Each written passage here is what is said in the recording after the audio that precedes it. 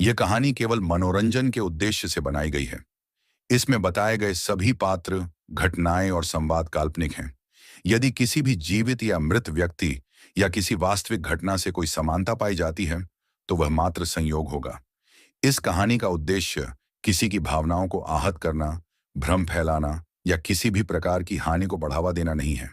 हम इस कहानी में दिखाए गए किसी भी असुरक्षित, गैरकानूनी या अनुचित गतिविधि को बढ़ावा नहीं देते या समर्थन नहीं करते। आपके सहयोग के लिए धन्यवाद। क्यू बार 18 साल की मेहनत, 10 साल की सोच और 7 साल की कड़ी मेहनत का नतीजा है। इसे 250 करोड़ रुपए की लागत से बनाया गया, जिसका क्षेत्रफल 1.8 लाख वर्ग मीटर है। ये भारत का एकमात्र मनोरंजन मंदिर है जो शुद्ध तांबे और शुद्ध धातु से हस्तनिर्मित है। वसंत कुंज के शांति रोड नंबर 69 पर स्थित इसे वसंत कुंज क्यू इन्वेस्टमेंट कंपनी लिमिटेड ने 3 साल की कड़ी मेहनत के बाद बनाया। इतिहास, संस्कृति, कला और समय बिखरी तकनीक को एकीकृत करने वाला शुद्ध भारतीय राष्ट्रीयकरण अवधारणा वाला एक शीर्ष मनोरंजन क्लब। हालांकि हाल के महीनों में क्यू इन्वेस्टमेंट कंपनी के अन्य प्रोजेक्ट्स एक के बाद एक असफल रहे, इसलिए उन्हें अपने हाथ का ये हॉट केक छोड़ना पड़ा। संयोग से सिद्धार्थ ने विनोद सर के केस के खत्म होने के बाद उन्हें वापस भेजने का प्लान बनाया और रास्ते में औपचारिकताएं पूरी करने का इरादा किया। ये 10 अरब की बात है और क्यू बार का मासिक मुनाफा करीब 500 करोड़ है, साल में पूरे 6000 करोड़ से ज्यादा। खुशी की बात, अगले दिन अर्नव का दूसरा ऑपरेशन हुआ जो बहुत सफल रहा। 3 दिन बाद विनोद शर्मा के केस की दूसरी सुनवाई में वकील राजीव शर्मा ने अपनी प्रतिष्ठा के अनुरूप अपनी उत्तेजक दलीलों और इंटरनेट जनमत के जबरदस्त समर्थन से आसानी से मुकदमा जीत लिया। विनोद शर्मा बरी हो गए।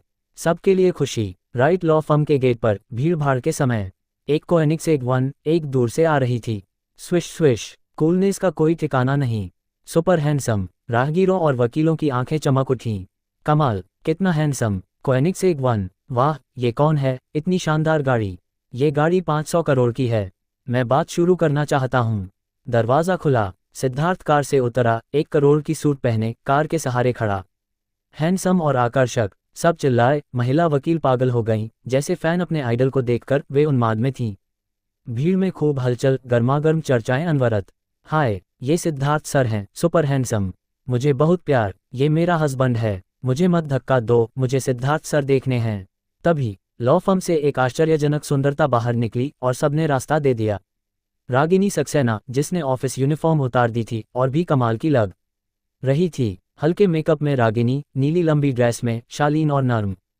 खुला अंदाज। नीली हीरे की बालियां अनोखी चमक बिखेर रही थीं और गोरी कलाई पर करोड़ों का इंपीरियल ग्रीन जेडाइट कंगन उसकी शालीनता और भव्यता को पूरी तरह उभार रहा था। वह बस हल्की सी नीली छाया थी, जैसे धरती पर उतरी परी। सबके लिए पल भर को ठहराव। यहाँ तक कि सिद्धार्थ भी थोड़ा चकित था। उसने स्वीकार किया कि उसने रागिनी की सुंदरता को कम आंका था। अब की रागिनी फुल्स्को के करीब थी, 99.99 की सुंदरता। सिर्फ यही नहीं, उसका फिगर भी बहुत अच्छा था। कमर पतली, आकर्षक कूल्हे और लंबी टांगें। 170 की हाइट, लंबी खूबसूरत टांगें, हाई हील्स में, वह ग्रेसफुल और ड्रैगन सी चंचल थी। और एक ऐसा चेहरा जो गुस्से और खुशी दोनों में लाजवाब था। सब कुछ उल्टा पुल्टा। इतनी शीर्ष देवी जो फुल्स्को के इतने करीब हो, भारत में शायद दूसरी नहीं मिलेगी। सिद्धार्थ ने अपने भाव संभाले, हल्के से मुस्कुराया और रागिनी के लिए कार का दरवाज़ा खोला। मुझे आज ये कार नहीं चलानी चाहिए थी, ये तुम्हारी नरमी के लायक नहीं। ठीक है। रागिनी का खूबसूरत चेहरा हल्का सा लाल हुआ और वह मीठे से मुस्कुराई। सारी कारें एक जैसी नहीं होती, सब ट्रांसपोर्ट हैं। उसके बोलते ही भीड़ तुरंत उबल पड़ी। रागिनी देवी को सचमुच पैसे का कोई अंदाजा नहीं। 500 करोड़ की कार सिर्फ ट्रांसपोर्ट। रागिनी इतनी प्यारी, इतनी शानदार, इतनी सुंदर। उसे देख लूं तो मुझे खाना भी नहीं चाहिए। नहीं सोचा था कि रागिनी और सिद्धार्थ सर साथ हैं। परफेक्ट जोड़ी। ये डॉग फूड का वेव मैं सम्मान में खा लूंगा। मैं इस शादी को मंजूरी देता हूँ। रागिनी देवी को खुश रहना चाहिए। उसके शब्दों में कोई और मतलब नहीं था। अगर सिद्धार्थ आज साइकिल भी चला रहा होता तो वह बिना झिझक उस पर बैठ जाती। लेकिन सिद्धार्थ उसे ऐसा कैसे करने दे सकता था? कम से कम एक इलेक्ट्रिक स्कूटर तो होना चाहिए। हालांकि रागिनी एक अमीर परिवार की बेटी और परफेक्ट वाइफ में है, लेकिन वह जरा भी नखरेबाज नहीं। ये डेट सिद्धार्थ ने प्रस्तावित की थी कि अगर वह मुकदमा जीत ले तो उसे उसके साथ दिन के लिए मानना होगा। कोई बेवकूफ़ भी जानता है कि राइट लॉ फर्म के वकील जीत जाएंगे। लेकिन नतीजा साफ था। शीर्ष इतालवी रेस्तरां, माहौल शालीन और शांत। सिद्धार्थ ने काटा हुआ स्टेक रागिनी को सौंपा। ये एक सज्जन का व्यवहार था। रागिनी ने कांटे से स्टेक मुंह में डाला, जैसे ये उन महंगे रेस्तरां के स्टेक से बेहतर था। कुछ स्वादिष्ट बांटना। रागिनी की आंखें टिमटिमाईं, फिर उसने एक टुकड़ा कांटे पर लिया और सिद्धार्थ के मुंह तक लाए। सिद्धार्थ, ये बहुत स्वादिष्ट है, एक बाइट लो। सिद्धार्थ ने अपने सामने के स्टेक को देखा। मेरे पास भी तो है। लेकिन उसने फिर भी मुंह खोला और रागिनी के कांटे से उस टुकड़े को काट लिया। लगता है वाकई अपनी प्लेट के स्टेक से थोड़ा ज्यादा स्वादिष्ट है। रागिनी मीठे से मुस्कुराई, वह बहुत खुश थी और उसे खिलाने की संतुष्टि महसूस हुई। बाहरी लोगों की नज़रों में ऐसा लगता था कि इन दोनों की मेज़ के चारों ओर दिल के आकार के बुलबुले तैर रहे हैं और हवा बाकी जगहों से कुछ डिग्री ज़्यादा मीठी हो गई थी। बस बहुत मीठा। बगल की मेज़ पर बैठा जोड़ा भी ऐसा ही करने को तैयार था।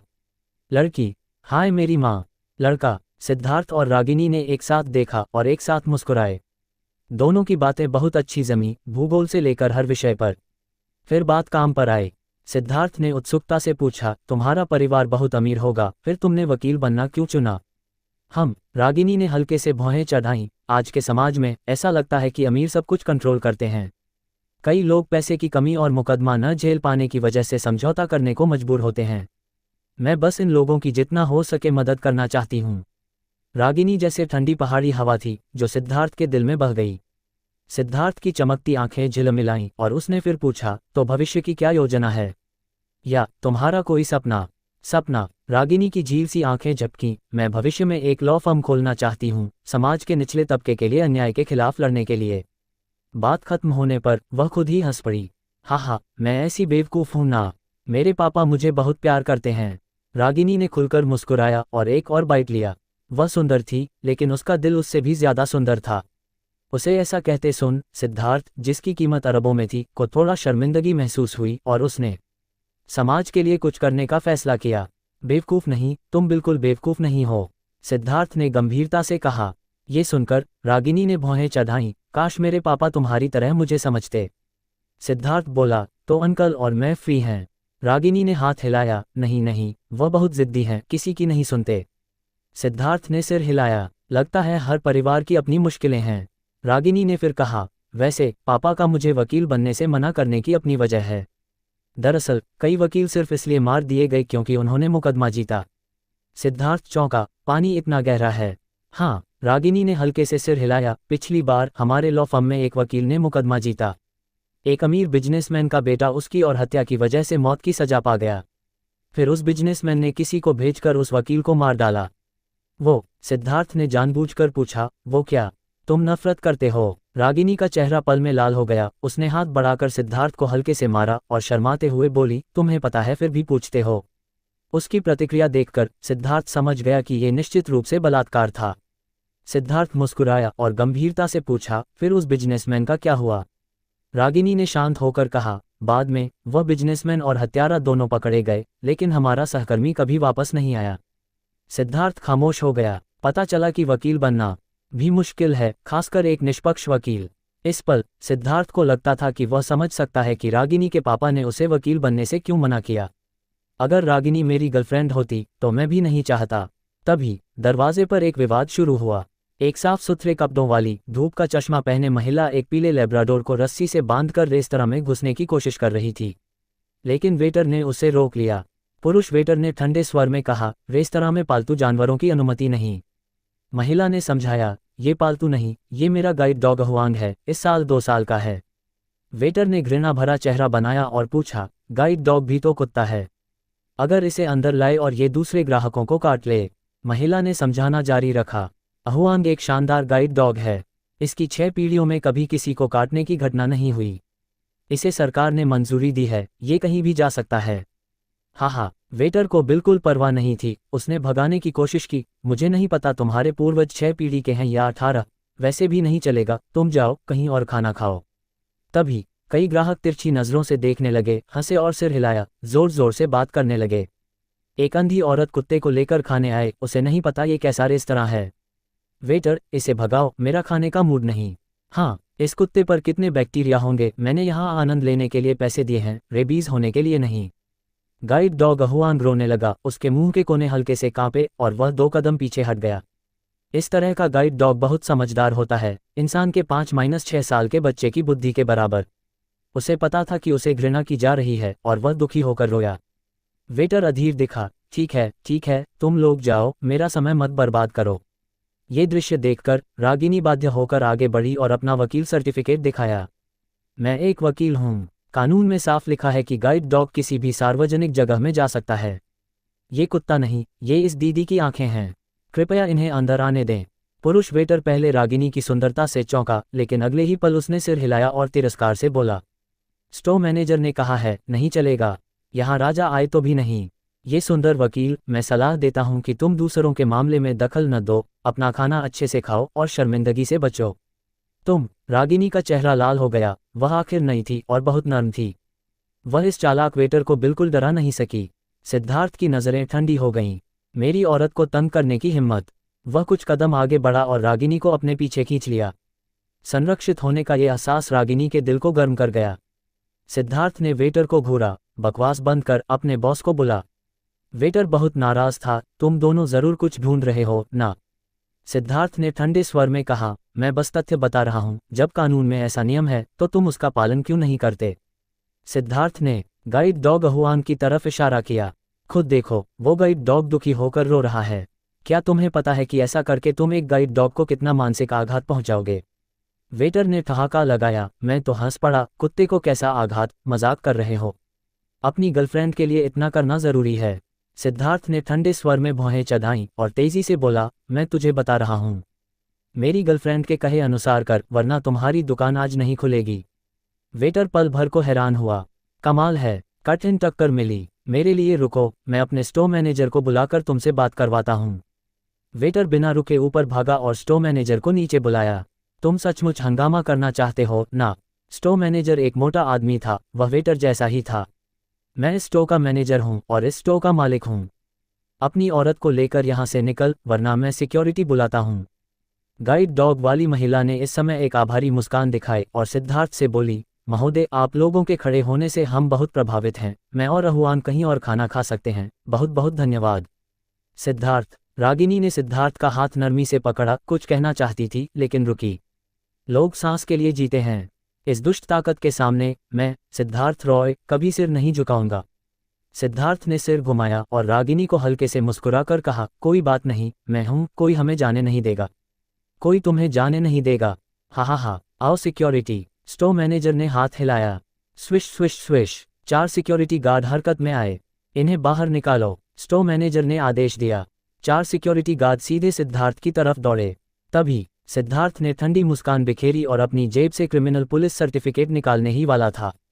तभी विनय गुप्ता और रवि खन्ना एक साथ ऊपर से नीचे आए। इस दृश्य को देखकर विनय गुप्ता कांप उठा और हैरान रह गया। ये तो सिद्धार्थ सर हैं। कुछ दिन पहले मेडिक्स अस्पताल में पूरे शहर में हलचल मच गई थी। वो शीर्ष बॉस। विनय गुप्ता आगे बढ़ा और जल्दी से सिक्योरिटी गार्ड को रोका। ये क्या माजरा है? हाय, आपके खाने में खलल डाल दिया। मोटा। स्टोर मैनेजर चापलूसी भरी मुस्कान के साथ बोला, बॉस, रवि सर, बात यह है कि ये जोड़ा रेस्तरां में हंगामा करने जा रहा है और मैं इन्हें बाहर निकालने वाला हूँ। रेस्तरां के सारे ग्राहक सिर हिलाकर आहें भरने लगे। हाय, बहुत बुरा हुआ, अब 2 बड़े बॉस भी आ गए। राइट लॉ फर्म का डायरेक्टर तो बॉस का दोस्त भी है। बाजू तो जान को नहीं मरोड़ सकता। ग्राहकों की कुछ फुसफुसाहट के साथ स्टोर मैनेजर के चेहरे की मुस्कान और गहरी हो गई। आमतौर पर मुझे चापलूसी का ज्यादा मौका नहीं मिलता, लेकिन अब मुझे साबित करना होगा कि मैं एक सच्चा स्टोर मैनेजर हूं। सिद्धार्थ और रागिनी की तरफ इशारा करते हुए उसने कहा, तुम दोनों अगर समझदार हो तो यहां से निकल जाओ। ये हैं रवि खन्ना सर। अगर तुमने उनकी बेइज्जती की तो तुम्हें दिवालिया कर देंगे। रवि ने उदासीनता से उसकी तरफ देखा और सिद्धार्थ से हाथ मिलाने के लिए आगे बढ़ने वाला था, लेकिन विनय गुप्ता तुरंत गुस्से में आ गया। स्टोर मैनेजर की तरफ इशारा करके डांटा, मेरे लिए चुप रहो पहले। फिर वह जल्दी से आगे बढ़ा और सिद्धार्थ का हाथ पकड़ा। सिद्धार्थ सर, ये क्या हो रहा है? वाह, सिद्धार्थ सर। सब हैरान रह गए। इस रेस्तरां का मालिक उस सुंदर लड़के को सिद्धार्थ सर क्यों बुला रहा है इतने सम्मान के साथ? क्या उसकी कोई खास हैसियत है? रवि भी हैरान था। मैंने सचमुच सिद्धार्थ को कम आंका। उसकी हैसियत और पृष्ठभूमि अथाह है। रवि ने स्टोर मैनेजर को ठंडी नजरों से घूरा और डांटा, तू बकवास कर रहा है। क्या मेरा राइट लॉ फर्म तुम्हारी तरह ताकत का दुरुपयोग करता है? मेरा राइट लॉ फर्म लोगों के लिए न्याय मांगता है। फिर कुछ कदम आगे बढ़कर सिद्धार्थ के पास आया, है ना सिद्धार्थ सर? विनय गुप्ता भी हैरान था। रवि भाई, तुम भी सिद्धार्थ सर को जानते हो? रवि मुस्कुराया और बोला, बिल्कुल जानता हूँ। ये वही सिद्धार्थ सर हैं जो राइट लॉ फर्म के दूसरे सबसे बड़े शेयर होल्डर हैं, जिनका जिक्र मैंने तुमसे किया था। हाय मेरे भगवान, विनय गुप्ता हैरान रह गया। स्टोर मैनेजर भी हैरान था। सब हैरान थे। तो ये दो बड़े लोग दोनों सिद्धार्थ सर को जानते हैं। उनकी भयानक हैसियत की कल्पना कर सकते हो। स्टोर मैनेजर का दिल धड़क उठा। अभी अभी राइट लॉ फर्म ने उसे दिवालिया करने की बात कही थी, अब वह राइट लॉ फर्म का दूसरा शेयर होल्डर है। मजाक कर रहे हो? इस समय सिद्धार्थ ने बात को संक्षिप्त रखा और सीधे विनय गुप्ता और रवि खन्ना को बताया कि स्टोर मैनेजर और वेटर ने अंधी दीदी को कैसे भगाया। सिद्धार्थ मुस्कुराया और आगे बोला, अभी रागिनी ने इसका विरोध किया और उन्हें बताया कि कानून गाइड डॉग्स को सार्वजनिक जगहों में जाने की इजाज़त देता है, लेकिन उन्होंने फिर भी नहीं सुना और हमें बाहर निकालना चाहा। रवि ने सहमति में सिर हिलाया और बोला, ये कानून है और तुम सही कर रहे हो। इस पल मैनेजर का दिल टूट गया। उसके सिर से ठंडा पसीना टपक रहा था। विनय गुप्ता गुस्से में था, मोटे स्टोर मैनेजर और वेटर की तरफ इशारा करके, तुम दोनों निकल जाओ, कल से काम पर मत आना। मोटे स्टोर मैनेजर का चेहरा उदास था और उसने जल्दी से गिड़गिड़ाना शुरू किया। सिद्धार्थ सर, बॉस, मैंने गलती की। मैं इतना अंधा था कि तैमूर को नहीं देख सका। कृपया मुझे एक मौका दें, बस एक मौका। सिद्धार्थ सर, प्लीज़, मैंने इतने सालों तक मेहनत की, ये वाकई आसान नहीं। सिद्धार्थ ने हल्के से कहा, जा और मेरी गर्लफ्रेंड से माफ़ी मांग। सुनकर मोटा स्टोर मैनेजर नाराज दिखा और वह और वेटर अनमने ढंग से रागिनी से माफ़ी मांगने गए। आखिर रागिनी एक लड़की है, बहुत नर्म दिल, और उसे पता है कि निचले तबके के लोग आसान नहीं होते। वह सहन नहीं कर सकी और नरमी से बोली, उठो, मैं तुम्हें माफ़ करती हूँ। मोटा आदमी और वेटर ने एक दूसरे को देखा, चुपके से खुश हुए। लगता है ये मुसीबत टल गई। लेकिन कौन जानता था? सिद्धार्थ ने उदासीनता से कहा, जा और उस दीदी से माफ़ी मांग। अचानक मोटे स्टोर मैनेजर का चेहरा जम गया और वह फट से बोला, तुम चाहते हो कि मैं उस अंधी से माफ़ी मांगूं? जब तक उसे अपनी गलती का एहसास हुआ तब तक देर हो चुकी थी। बॉस, सिद्धार्थ सर, मेरा मतलब वो नहीं था। मैंने गलती की। Sorry boss. विनय गुप्ता ने सिर हिलाया। बिना सोचे बोले शब्द अक्सर सबसे सच्चे होते हैं। कुत्ता अपनी आदत नहीं छोड़ सकता। इन दोनों को ले जाओ। 4 सिक्योरिटी गार्ड आगे बढ़े, मोटे आदमी और वेटर को पकड़ा और उन्हें रेस्तरां से बाहर निकाल दिया। मोटा स्टोर मैनेजर और वेटर निराश थे। दिल टूट गया, रोना चाहते थे। वेटर असल में उसका भतीजा था। प्लान के मुताबिक उसे सुपरवाइजर बनाना था, लेकिन अब ज्यादातर आंसू। मैं इस बदबूदार मुंह को कंट्रोल क्यों नहीं कर सका? तुम इतने नीच हो, मैं सचमुच खुद को 2 थप्पड़ मारना चाहता हूँ। अचानक रेस्तरां के ग्राहक चर्चा करने लगे, हा, मजा आ गया। अभी वो मोटा आदमी सिद्धार्थ सर को भगाना चाहता था और खुद भगा दिया गया। वाकई हंसाने वाला। ये चेहरा थप्पड़ खा गया। घर में शर्मिंदगी। बस मजाक, मैं तुम दोनों को बाहर निकालूंगा। हा, जिसने बॉस से कहा था कि सिद्धार्थ सर को दिवालिया कर देंगे, लेकिन वो तो उनका अपना था। हा, मैं हंस कर मर रहा हूँ। स्टोर मैनेजर वाकई बेवकूफ़ है। सिद्धार्थ का चेहरा थोड़ा बेहतर देखकर विनय गुप्ता ने भी राहत की सांस ली, लेकिन इस मामले को इतनी जल्दी खत्म नहीं करना था। विनय गुप्ता ने एक बैंक कार्ड निकाला और सिद्धार्थ को सौंपा। सिद्धार्थ सर, इस बैंक कार्ड में कम से कम 300 करोड़ हैं। ये मेरी आपसे माफ़ी है, कृपया इसे स्वीकार करें। सिद्धार्थ ने वापस धकेला, ज़रूरत नहीं, ये तुम्हारी गलती नहीं। विनय ने फिर सौंपा, सिद्धार्थ सर, अगर आप इसे नहीं लेंगे तो मैं हमेशा बेचैन रहूंगा। आपको इसे लेना चाहिए। मुझे पता है कि आपके लिए 300 करोड़ कुछ भी नहीं। आखिर रवि ने कार्यस्थल का अनुभव रखा है और शब्दों और भावनाओं को पढ़ने की उसकी कला शीर्ष है। ऐसे समय में सुलह करवाना न सिर्फ दोनों के रिश्ते को और करीब ला सकता है, बल्कि उनकी दोस्ती को भी बढ़ा सकता है। सिद्धार्थ सर, आप इसे ले लें। विनय भाई की बस एक इच्छा है और मैं आपको चाय पिलाता हूँ। हिस। ग्राहकों ने ये सुना तो उनकी सांसें रुक गईं। क्या बात, 300 करोड़ में चाय पीना? तुम्हें डर नहीं कि ये कोई स्वर्ग से लाई गई अमर चाय है? सिद्धार्थ ने सोचा, तो तुम मेरी ओर से इसे गरीब पहाड़ी इलाकों के छात्रों को दान कर दो। समाज को भविष्य में उनकी ज़रूरत होगी। हाँ। विनय गुप्ता और रवि खन्ना ने एक दूसरे को देखा और सिद्धार्थ को थोड़ा और सराहना भरी नज़रों से देखा। रागिनी ने आंखें झुकाईं। अब उसे एहसास हुआ कि सिद्धार्थ उसका हाथ पकड़े हुए था। उसकी झील सी आंखें चमक उठीं और वह मन ही मन सोचने लगी, सिद्धार्थ, वह वाकई बहुत अच्छा है। और न जाने क्यों, जब वह मेरा हाथ पकड़ता है तो मुझे सुकून मिलता है। ये मेरे पापा के हाथ पकड़ने से अलग एहसास है। और उसने उस अंधी दीदी के लिए खड़ा होने की हिम्मत की। अगर आज पापा और रवि अंकल होते तो वे निश्चित रूप से इसे नज़रअंदाज करते। इसके अलावा वह बहुत दयालु है और पहाड़ी बच्चों के लिए दान देने को तैयार है। एक वकील के तौर पर रागिनी ने बहुत से रिश्तों की गर्मी और ठंडक देखी थी। उसने हर तरह के लोगों को देखा था, लेकिन सिद्धार्थ जैसा आदमी जो न सिर्फ सुंदर है बल्कि उदार, बिना किसी दिखावे के, न्याय की भावना से भरा और दयालु दिल वाला, शायद इस दुनिया में दूसरा नहीं होगा। वह वाकई खास है। रागिनी ने खुद भी नहीं देखा, उसकी नज़रों में सिद्धार्थ के लिए पहले से थोड़ा ज्यादा प्यार झलक रहा था। इस समय अंधी दीदी भी अपने गाइड डॉग अहुआंग के साथ धन्यवाद देने आई। अंधी दीदी की आंखों में आंसू थे और उसने उत्साह से सिद्धार्थ और रागिनी के हाथ पकड़े। आप दोनों का बहुत बहुत धन्यवाद। आप वाकई बहुत गर्मजोशी भरे हैं। आप एक दयालु जोड़ा हैं। मैं इस दिल को हमेशा याद रखूंगी। रागिनी का चेहरा लाल हो गया और वह नरमी से बोली, ये हमारा कर्तव्य था, आपको इसे दिल से नहीं लेना चाहिए।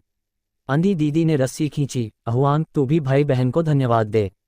अहुआंग ने पूंछ हिलाई और सिद्धार्थ और रागिनी के सामने दौड़ा, अपने तरीके से आभार जताया। रागिनी ने अहुआंग का सिर सहलाया, अभी भी नर्म। प्यारे अहुआंग, तू दीदी की आंखें हैं और तुझे भविष्य में और मेहनत करनी होगी। सड़कें गुलजार थीं। सिद्धार्थ और रागिनी एक साथ रोमांटिक सड़क पर चल रहे थे, सब कुछ खामोशी में रखते हुए एक अद्भुत माहौल को धीरे धीरे पनपने दे रहे थे। दोनों की शक्लें बेहद खूबसूरत थीं और लोग 100% पीछे मुड़कर देख रहे थे। उन्हें फैशन मैगजीन का मॉडल या रोमांटिक आइडल ड्रामा शूट करने वाला स्टार समझ लिया गया। हालांकि सिद्धार्थ ने देखा कि कई जोड़ी आंखें उसे लगातार घूर रही थीं। ये आम लोगों की नज़रें नहीं थीं, बल्कि बहुत ही नापसंद करने वाली नज़रें। इससे उसे बहुत असहज महसूस हुआ। क्या रागिनी ने हाल में किसी को नाराज़ किया है, या जैसा उसने कहा, उसने कोई मुकदमा जीता तो कोई बदला लेना चाहता है? सिद्धार्थ का चेहरा शांत था और उसने बेपरवाही से पूछा, रागिनी, तुमने हाल में कोई मुकदमा लिया है? नहीं। रागिनी ने अपनी बड़ी आंखें झपकाईं, फिर प्यार से जीभ निकाली। सच बताऊं, मैं अभी इंटर्नशिप में हूं और मैंने अभी तक कोई केस औपचारिक रूप से नहीं लिया। सिद्धार्थ ने भौहें चढ़ाईं। ये अजीब है, अगर रागिनी से बदला लेने की बात नहीं तो फिर कौन उसका पीछा कर रहा है?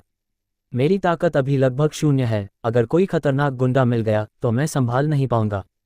सिद्धार्थ ने फोन उठाया और तुरंत एक नंबर पर कांटेक्ट किया और दूसरी तरफ से जल्दी जवाब आया। अब जाकर सिद्धार्थ ने राहत की सांस ली और घूमने चला गया। आधे घंटे बाद शाम हो चुकी थी, करीब 6 बजे। सूरज डूब रहा था जैसे आग। सिद्धार्थ ने रागिनी का हाथ पकड़ा और कंधे से कंधा मिलाकर चल रहा था। डूबता सूरज उन दोनों पर छिटक रहा था, जमीन पर 2 प्यारी परछाइयां बना रहा था। रागिनी की झील सी आंखें हल्के से चमकी, उसकी लंबी और घुमावदार पलकें थोड़ा कांपी और वह शर्माते हुए बोली, तुम अभी से मेरा हाथ पकड़े हुए हो, मैं अब बच्ची नहीं हूं। सिद्धार्थ मुस्कुराया और बोला, लेकिन तुम मेरी गर्लफ्रेंड हो। मैं? रागिनी की खूबसूरत आंखें विश्वास न करने वाली थीं। मैंने कब तुम्हें हाँ कहा? अभी। सिद्धार्थ ने हल्के से मुस्कुराया। मैंने पाया तुम एक बदमाश हो। रागिनी नाराज भी थी और खुश भी, लेकिन उसके मुंह के कोने अपने आप थोड़ा ऊपर उठ गए। लड़की ऐसी ही होती है। तभी 4 बड़े बड़े आदमी हाथों में बेसबॉल बैट लिए बगल से निकले, उनके चेहरों पर बुरे इरादे लिखे थे। सिद्धार्थ की आंखें जम गईं, जो आना था वो आ ही गया। 4 हटे कट्टे आदमियों ने डरावने चेहरे दिखाए, अपनी पोजीशन फैलाई और दोनों को घेर लिया। 2 अगुवा थे, जिन्हें बड़ा भालू और छोटा भालू बुलाया जाता था। वे बिल्कुल एक जैसे दिखते थे, दोनों मजबूत और तगड़े। बड़ा भालू करीब 190 सेमी लंबा था, उसका चेहरा चाकू से तराशा हुआ, जैसे बॉडी बिल्डिंग कोच जो एक अदृश्य दबाव देता था। बेटा, तुम्हें हमने घेर लिया है। सिद्धार्थ ने हल्के से मुस्कुराया। गलत, तुम्हें मैंने घेर लिया है। प्रश्नवाचक चिन्ह, प्रश्नवाचक चिन्ह, प्रश्नवाचक चिन्ह। सब हैरान रह गए। बड़ा भालू हक्का बक्का, बकवास, तूने अकेले हमें कैसे घेर लिया? सिद्धार्थ ने हल्के से मुस्कुराया और बोला, किसने कहा कि मैं अकेला हूं? 4 बड़े आदमियों ने एक दूसरे को देखा। बड़ा भालू अचानक हंसा, कहाँ हैं लोग? बस तुम 2 हो, यहाँ और कौन है? सिद्धार्थ ने हल्के से कहा, मैं तुम्हें आखिरी मौका देता हूँ, बता कि तुम्हें किसने भेजा, मैं तुम्हें जाने की सोच सकता हूँ।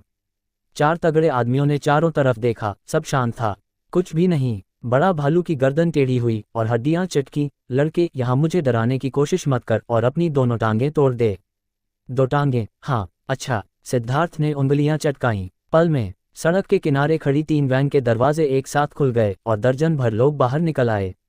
हर एक क्रूर चरित्र जैसा दिखता था। उनके हाथों में 3 सेमी मोटी ठोस लोहे की छड़ें थीं। भीड़ में एक सेक्सी सुंदरता काले पंख स्टाइल में बेहद आकर्षक थी। उसके होठों पर शरारती मुस्कान थी। 106 सेमी की काली सिल्क लंबी टांगें, जिनमें जरा भी चर्बी नहीं, और आकर्षक कूल्हे बहुत लुभावने थे। वह रहस्यमयी ढंग से चलती थी, सेक्सी और मोहक। उसका फिगर आगे पीछे उभरा हुआ था और उसका बेहद खूबसूरत चेहरा और भी जंगली था। वह दुनिया की एक लाजवाब सुंदरता थी। लोगों में उसे जीतने की प्राचीन इच्छा जागती थी। हालांकि जो उसे सचमुच जानते थे उनकी ऐसी हिम्मत नहीं थी। बड़ा भालू और छोटा भालू की जबड़े हैरानी में गिर गए। हिस, कमाल है, ये नैना और टाइगर हैं। हम सचमुच गिर गए, कमाल है भाई, ये बुरा हुआ। नहीं सोचा था कि नैना भी उनकी है। नैना, इसे तुम्हें सौंपता हूँ। सिद्धार्थ ने नैना को आंख मारी और रागिनी के साथ चला गया। पता चला कि उस बार अस्पताल छोड़ने के बाद नैना ने सिद्धार्थ का फ़ोन नंबर ढूंढ लिया था और अतिरिक्त पैसे लौटाने चाहे थे, लेकिन सिद्धार्थ ने मना कर दिया। फिर नैना ने सिद्धार्थ के लिए 1 साल तक काम करने का प्रस्ताव रखा ताकि अतिरिक्त पैसे की भरपाई हो सके, लेकिन सिद्धार्थ ने फिर भी मना कर दिया। लेकिन आज स्थिति अलग थी, सिद्धार्थ ने सोचा, और उसे इससे बेहतर उम्मीदवार नहीं मिला। नैना, टाइगर और बाकी लोग इस काम के लिए जैसे जन्मे हैं। रही बात किसी मुसीबत की, तो मैं पैसे से हल कर लूँगा। यहाँ लड़ाई काफ़ी जल्दी खत्म हो गई। बड़ा भालू और छोटा भालू को नैना, टाइगर और बाकियों ने काबू कर लिया और उन्हें जमीन पर दबाकर बेकार कर दिया। घुटने टेक। जल्द ही सिद्धार्थ वापस आया। नैना ने सम्मान से कहा, सिद्धार्थ सर। टाइगर बाकी 13 भाइयों के साथ सीधा खड़ा हुआ और सम्मान से बोला, सिद्धार्थ सर। हाँ, सिद्धार्थ ने हल्के से सिर हिलाया। बड़ा भालू के पास गया और ठंडी हंसी के साथ बोला, क्या तुम अभी मेरी दोनों टांगें तोड़ना नहीं चाहते थे? सिद्धार्थ की ठंडी हंसी जैसे ठंडी मौत का देवता थी, डरावनी। बड़ा भालू पूरा कांप रहा था। नहीं नहीं नहीं, मैं गलत था बड़े भाई, मुझे माफ़ कर दो, मैं वाकई गलत था, मैं सिर्फ दूसरों के लिए काम कर रहा था। काम? मैंने तुम्हें मौका दिया था लेकिन तुमने नहीं सुना। सिद्धार्थ ने पीठ फेरी और बड़ा हाथ हिलाया, उसकी दोनों टांगें तोड़ दो। अगर तुम मुझे 1 फुट सम्मान दो, मैं तुम्हें 1 फुट लौटाऊंगा, लेकिन अगर तुमने मुझसे बुरा किया तो मुझे दोष मत देना। एक चीख की आवाज़ आई और बड़ा भालू के दोनों घुटनों की हड्डियां सीधे तोड़ दी गईं। नैना ने उदासीनता से कहा, सिद्धार्थ सर, आपके आदेश के अनुसार उसकी टांगें तोड़ दी गई हैं। बहुत अच्छे। सिद्धार्थ मुस्कुराया और जमीन पर दुखी चेहरा लिए बड़े भालू को देखा। अब क्या तुम बता सकते हो कि तुम्हें किसने भेजा? बड़ा भालू दर्द से आंसुओं में डूब गया। ये मालकिन ड्रैगन थी, मालकिन ड्रैगन ने हमें यहाँ भेजा। तुमने भाई ड्रैगन को मारा और वह तुमसे बदला लेना चाहती है। विपिन शर्मा को भाई ड्रैगन का उपनाम था और सिद्धार्थ ने दावा किया कि उसने किसी को भेजकर उसे करवाया, लेकिन ये बात उनके कानों तक पहुंच गई। वाह वाह वाह! तभी दूर से पुलिस की सायरन की आवाज़ सुनाई दी। पास में किसी ने पुलिस को बुला लिया। नैना ने याद दिलाया, सिद्धार्थ सर, पुलिस आ रही है। चलो, सिद्धार्थ ने आदेश दिया, मुड़ा और चला गया। वह यहाँ रुकना नहीं चाहता था, ब्यूरो में जाकर कुछ समझाना पड़ेगा। मुसीबत। 3 वैन और सिद्धार्थ की कोएनिग्सेग 1 चली गई। जल्द ही क्रिमिनल पुलिस ब्रिगेड से क्रिमिनल पुलिस आए। प्रिया शर्मा ने बयान दर्ज किया और पता चला कि अगवा एक और सुंदर आदमी था जिसका सरनेम रॉय था। कितना संयोग! बिल्कुल। बड़ा भालू और उसके 4 लोग खुद को बहुत मासूम बताने लगे और सिद्धार्थ और उसके गिरोह के अपराधों की बात करने लगे। प्रिया की खूबसूरत आंखें सिकुड़ गईं। सिद्धार्थ रॉय, फिर तुम? एक बार पकड़े नहीं गए तो तुमने उत्पात मचा दिया। आज तुमने लोगों को ऐसा पीटा। भले ही उसका आपराधिक रिकॉर्ड हो, तुम वाकई घृणित हो। प्यारी और गुस्सैल प्रिया शर्मा गुस्से में है। गलतफहमी और गहरी होती जा रही है। यहाँ सिद्धार्थ ने पहले 50 लाख खर्च कर बाकी 14 भाइयों का ख्याल रखा। फिर वे नैना के साथ शाही कुंज मैंशन वापस गए, भविष्य की योजनाओं पर चर्चा करने के लिए तैयार। सिद्धार्थ आगे चल रहा था, नैना पीछे पीछे। अचानक सिद्धार्थ रुका। नैना अनजाने में सिद्धार्थ की पीठ से टकरा गई। वो 2 नर्म और लचीली चीजें थीं। सिद्धार्थ मुड़ा। क्या कर रही हो? नैना का खूबसूरत चेहरा हल्का गर्म हुआ। ये तुम्हारा नहीं, लेकिन तुम्हारा बॉडीगार्ड बनने के लिए। हाँ, ये औरत वाकई शानदार फिगर वाली है। ऐसी खूबसूरत बॉडीगार्ड का होना अच्छा है। मूल रूप से शर्मा परिवार की प्राचीन मार्शल आर्ट्स केवल पुरुषों को सिखाई जाती थी, महिलाओं को नहीं, लेकिन कौन जानता था कि नैना इसके लिए दीवानी थी। शर्मा परिवार की प्राचीन मार्शल आर्ट्स को दफन होने से बचाने के लिए नैना और उसकी बहन ने गलती से अच्छी स्किल्स हासिल कर लीं। और कुछ नहीं, आज के बड़े भालू को देखो, वह सचमुच नैना का मुकाबला नहीं कर सकता। शर्मा परिवार की प्राचीन मार्शल आर्ट्स में कठोरता और नरमी का मिश्रण है, जिसमें 6 हिस्सा पैरों का और 4 हिस्सा मुखों का है। इसने नैना की 106 सेमी की बेजोड़ टांगें बनाई। सिद्धार्थ ने नैना को ऊपर से नीचे तक देखा। नैना का खूबसूरत चेहरा गर्म हो गया। वह उसकी नज़रों से बचने की कोशिश कर रही थी। न जाने क्यों, मेरी काली सिल्क और पंख स्टाइल की ड्रेस रोज की मानक है, लेकिन जब वह मुझे देखता है, मुझे हमेशा थोड़ा अजीब लगता है। सिद्धार्थ ने जानबूझकर उसके फिगर को नहीं घूरा, लेकिन घर में यश सर और उनका परिवार है। कम से कम उचित कपड़े तो पहनो। अभी जल्दी है, मैं तुम्हें रोजमर्रा और काम के कपड़े खरीदने ले चलता हूँ। नैना ने सिर हिलाया। 1 घंटे बाद नैना ने हल्की नीली हिप रैपिंग स्कर्ट और सफ़ेद लेस हाफ स्लीव टॉप पहना। स्टाइलिस्ट के साधारण बदलाव के बाद वह अब शिक्षित दिख रही थी। उसमें काफ़ी बौद्धिक सुंदरता थी और उसकी पतली कमर को लोग अपनी बाहों में लेना चाहते थे। 95 पॉइंट की शीर्ष सुंदरता का नाम बेकार नहीं, वह किसी भी स्टाइल को संभाल सकती है। ये पहली बार था जब वह ऐसे कपड़े पहन रही थी, आमतौर पर जीन्स और साधारण टॉप। आज ये क्या हो गया? हाय, ये बेईमान बॉस! रोना आ रहा है। नैना इतनी शर्मिंदा थी कि वह मैंशन के गेट पर छिप गई और घर में घुसने में झिझक रही थी। सिद्धार्थ को ये देखकर हंसी आई और उसने उसका कलाई पकड़ ली। इतना बड़ा चढ़ाकर क्या, वाकई बहुत सुंदर है। जल्दी अंदर आ, डिनर का समय हो गया। थोड़ा मनाने के बाद नैना आखिरकार खुद को मना लिया। हाँ, मैं नैना शर्मा नमकीन भी हो सकती हूँ, मीठी भी। Living room. यश सर का परिवार वहाँ था, साथ में रोहन मेहरा और जय बटलर। जब रोहन ने नैना को देखा, उसकी आंखें तुरंत चमक उठीं और वह मन ही मन आहें भरने लगा। मैं जा रहा हूँ सिद्धार्थ भाई, ये गर्लफ्रेंड तो परफेक्ट फिगर वाली है, बिल्कुल खूबसूरत। हाय, कितनी जलन, लेकिन कहीं देखी सी लगती है। सिद्धार्थ ने नैना को सबके सामने पेश किया। ये मेरी दोस्त हैं, इनका नाम नैना शर्मा है, ये भी वसंत कुंज से हैं। रोहन हमारे साथ वापस जाएगा। तभी परी सी यशस्वी की आंखें चमक उठीं। ये दीदी मैंने कहीं देखी है। नैना तुरंत घबरा गई। ये जगह बॉस के टीचर, सहपाठियों और छोटी बहन से भरी है। कहीं उसने मुझे सड़क पर बेरहमी से मारते हुए तो नहीं देख लिया। नैना ने नर्म बनकर मुस्कुराते हुए कहा, छोटी बहन, तुमने गलत समझा होगा, मैं आमतौर पर घर पर रहती हूँ। यशस्वी सोफे से उठी, नैना को ऊपर से नीचे तक देखा, अपनी बड़ी आंखें झपकाते हुए। नैना दी, क्या तुम आमतौर पर कूल कपड़े पहनती हो, जैसे मोटरसाइकिल गर्ल टाइप? नैना ने माथा ठोंका। मैं बोलने को बेकार और रोना चाहती हूँ। ये लड़की, कौन सा बर्तन नहीं खोलना और कौन सा उठाना, वह वो है जिसके पास मोटरसाइकिल है और जो गुनगुनाते हुए हैंडसम है। शायद उसने मुझे सड़क पर मोटरसाइकिल चलाते हुए लोगों को पीटते देखा हो। कभी कभी। पूरी तरह निजी पसंद। नैना भी झूठ नहीं बोलना चाहती थी। अचानक यशस्वी ने नैना की बांह पकड़ ली और उत्साह से बोली, नैना दी, तुम बहुत कूल हो। मैंने तुम्हें पिछली बार चोर से बैग छीनते देखा था। तुम वाकई हैंडसम हो। हाँ, नैना ने राहत की सांस ली, वह एक मुसीबत से बच गई। आखिरकार बॉस के सामने बेइज्जती नहीं हुई। योजक चिन्ह, योजक चिन्ह, योजक चिन्ह। रात में मास्टर बेडरूम। सिद्धार्थ ने अभी नहाया था, तौलिया लपेटकर बाहर आया और टीवी देखने वाला था। अनजाने में उसका पैर फिसला और वह धड़ाम से जमीन पर गिर गया। आवाज बहुत तेज थी। बॉस खतरे में है। धड़ाम। नैना ने दरवाजा खोलकर धक्का दिया और अंदर घुसी। वह बहुत जल्दी में थी। वह अचानक हक्की बक्की रह गई और उसका खूबसूरत चेहरा गर्म हो गया। पुरुष का शरीर ऐसा होता है।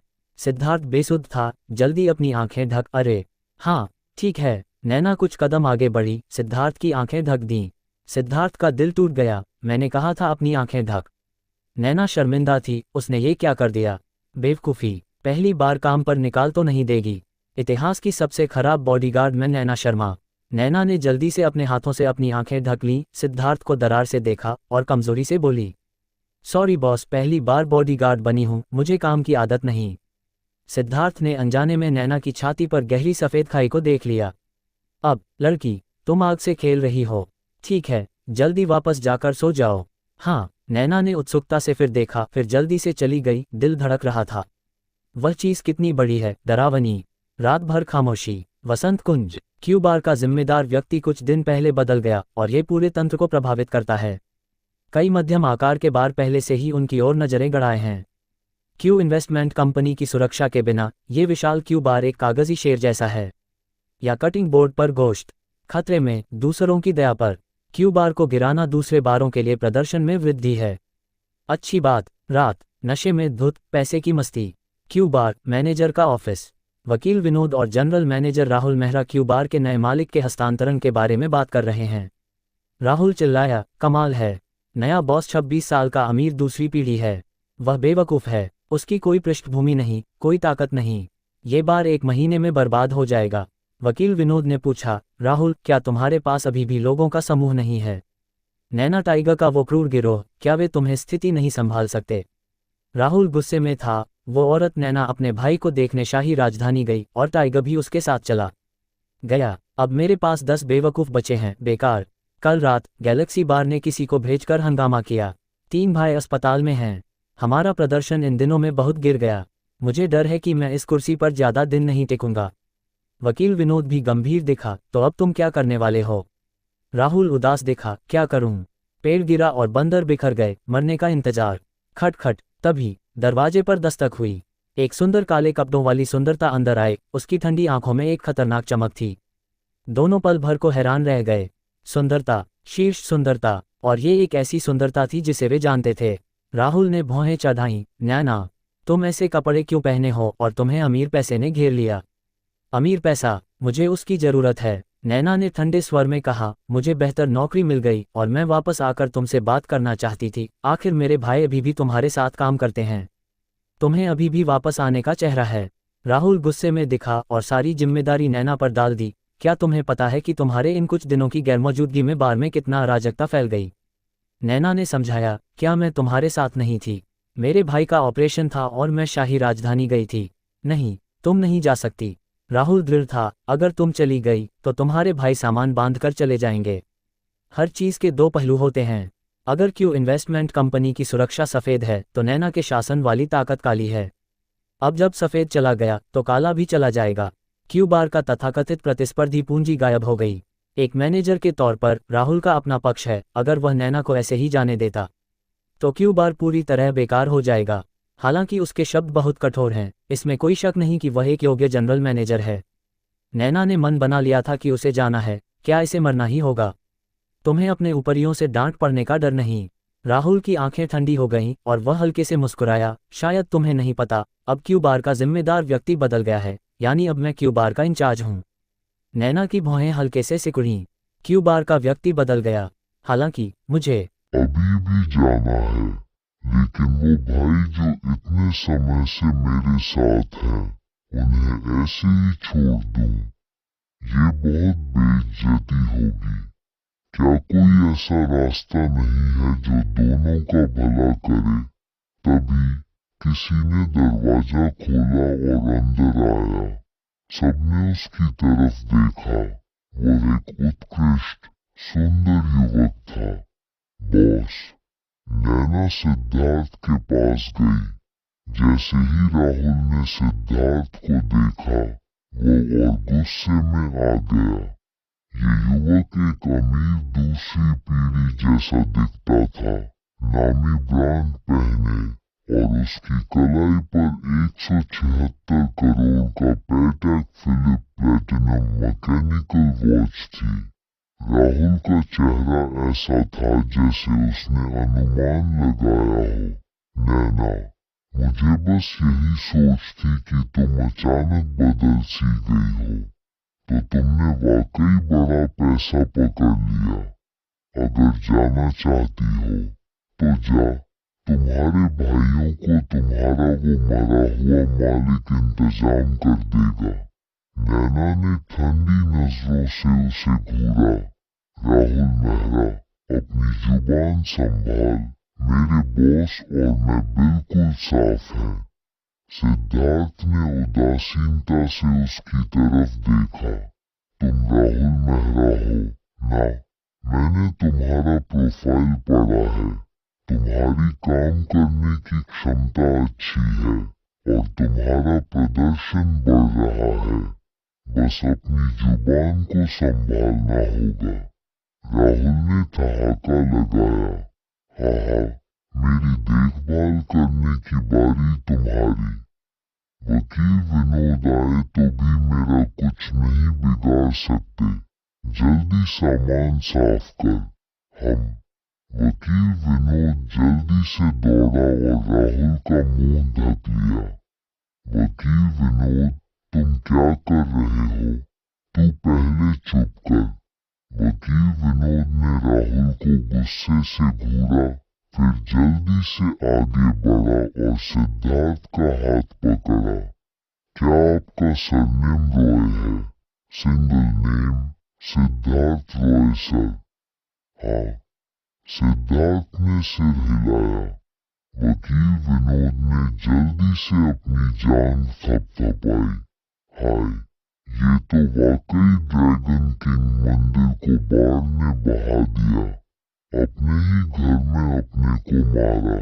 सिद्धार्थ सर, मेरा कॉन्ट्रैक्ट तैयार है, आप बस साइन कर दें। राहुल हक्का बक्का रह गया। नहीं, क्या ये क्यू बार का नया मालिक है? शुक्र है निकल जा। शब्द मुंह से नहीं निकला, वरना पूरी तरह ठंडा पड़ जाता। अभी मैंने सोचा था कि राजा आए तो भी नहीं चलेगा, लेकिन अब वो वाकई आ गया। चोर टीएम काम करता है। मैं इतना हाय, मेरे इस टूटे मुंह के साथ ज्यादा बोलूंगा तो गलती हो जाएगी। राहुल अभी घबराया हुआ था। अगर नैना वाकई नए बॉस की औरत है तो अगर वह सावधान रहा तो शायद वह मैनेजर नहीं रहेगा। नैना भी बहुत हैरान थी। उसे पता था कि उसका बॉस बहुत ताकतवर है, लेकिन उसने कभी नहीं सोचा कि क्यू बार को उसने खरीद लिया। ये 1 अरब रुपये का बार है। मासिक शुद्ध मुनाफा 50 करोड़ है और ये सिर्फ सतह पर है। सिद्धार्थ ने साइन करने के बाद राहुल जल्दी से आया और हाथ जोड़कर माफी मांगी। सिद्धार्थ सर, आपने मुझे सबक सिखाया। मेरा मुंह बहुत तेज है, मैं इसे कंट्रोल नहीं कर पाया। आपका और नैना दीदी का अपमान किया। मेरी गलती, मेरी गलती। वकील विनोद ने भी राहुल के लिए गुहार लगाए। सिद्धार्थ सर, असल में मैनेजर राहुल बार के बारे में सोच रहा है। अब बार संकट में है। नैना बार के लिए बहुत जरूरी है, इसलिए मैनेजर राहुल ने उसे जाने से रोकने की हर कोशिश की। सिद्धार्थ ने हल्के से कहा, मैं ये सब जानता हूँ। मैंने यहाँ आने से पहले जांच की थी। अगर तुम अभी भी करना चाहते हो तो पहले नैना से माफी मांगो। नैना? राहुल कंफ्यूज था। नैना कौन? वकील विनोद पहले से ही उसके लिए चिंतित था। तू बेवकूफ है। और कौन? नैना शर्मा। कमाल है। राहुल भी कंफ्यूज दिखा। कौन जानता था कि नैना का असली नाम नैना शर्मा है। वह जल्दी से नैना के पास दौड़ा और अपनी मुद्रा नीची की। नैना दीदी, मैंने बदतमीजी से बात की। सॉरी, आप और बॉस, मेरी पोजीशन मत छीनो। सिद्धार्थ ने नैना को हल्के से मुस्कुराकर देखा। नैना, ये ताकत तुम्हें सौंपता हूँ। नैना की ठंडी आंखें हल्के से झिलमिलाईं। मेरे लिए गुस्सा निकालने के लिए बॉस ने वाकई फैसले की ताकत मुझे सौंप दी। ये मेरे लिए बहुत अच्छा है। कौन सा बॉडीगार्ड इतना अच्छा ट्रीटमेंट पा सकता है। राहुल ने ईमानदारी से सिर झुकाकर अपनी गलती मानी। नैना दीदी, मुझे एक मौका दो। मैंने अभी तुम्हारा अपमान किया, मुझे अपनी गलती का एहसास है। नैना का चेहरा हल्का लाल हुआ और उसने पल भर सोचा। असल में मैनेजर राहुल ने पहले हमें अच्छा ट्रीट किया। भले ही उसका रवैया बहुत अच्छा न हो, उसने हमारी तनख्वाह कभी नहीं रोकी। कुल मिलाकर वह ठीक था। समझा? सिद्धार्थ ने सिर हिलाया और फिर राहुल की तरफ देखा। ऐसे करो, तुम कुछ देर घुटनों पर बैठो, इस पर विचार करो। अगर तुम्हें जारी रखना नहीं है तो कभी भी जा सकते हो। अच्छा, thank you boss, thank you Naina, कहकर राहुल जमीन पर घुटनों के बल बैठ गया। सिद्धार्थ और नैना पहले चले गए। वकील विनोद ने राहुल को खींचा। राहुल, बॉस चला गया, अब तुम थोड़ा टालमटोल कर लो तो ठीक हो जाएगा। कमाल है, ये स्कूल नहीं है। राहुल ने वकील विनोद का हाथ झटक दिया। बॉस का इतना बड़ा दिल है और उसने मुझे सिर्फ 2 घंटे घुटनों पर बैठने को कहा। ये पहले से बहुत मानवीय है। चलो, मुझे शांति चाहिए। ठीक है। वकील विनोद भी चला गया। बार में शराब की तेज गंध भरी थी। डीजे हॉट था और लाइट साइकेडेलिक और चमक रही थीं। डांस फ्लोर पर हॉट सुंदरियां अपनी अदाएं दिखा रही थीं। तभी एक 83 पॉइंट की सेक्सी सुंदरता ने भीड़ में सिद्धार्थ को दूर से देख लिया। आंखें तुरंत चमक उठीं। कूल, ये हैंडसम लड़का, इतना हैंडसम। एक अकेला सुपर हैंडसम लड़का पकड़ा। मेरी बहन को लगता है कि दिल धड़क रहा है। अगर उसके साथ एक रात हो जाए तो आज बहुत कमाई हो जाएगी। बार में ऐसा शानदार पुरुष भगवान पहली बार देखा। छोड़ना नहीं चाहिए। 83 पॉइंट की सेक्सी सुंदरता ने बहुत कम कपड़े पहने थे और डेनिम शॉर्ट्स आधे में कटे थे, ऐसे कि कभी भी लड़ाई हो सकती है। उसने जल्दी से एक ग्लास शैंपेन ऑर्डर किया। सिद्धार्थ से बात शुरू करने गई। हैंडसम, एक ड्रिंक लोगे? दूर से नैना अपने भाइयों से बात कर रही थी और इस दृश्य को देखकर तुरंत सतर्क हो गई। दुश्मन है। नैना का शरीर हल्का था और वह कुछ कदमों में युद्ध क्षेत्र पर पहुंच गई। सीधे 83 पॉइंट की सुंदरता को खींचकर हटाया और हाथ हिलाकर बोली, निकल। 83 पॉइंट की सुंदरता निराश दिखी क्योंकि उसने नहीं पहचाना कि ये नैना थी।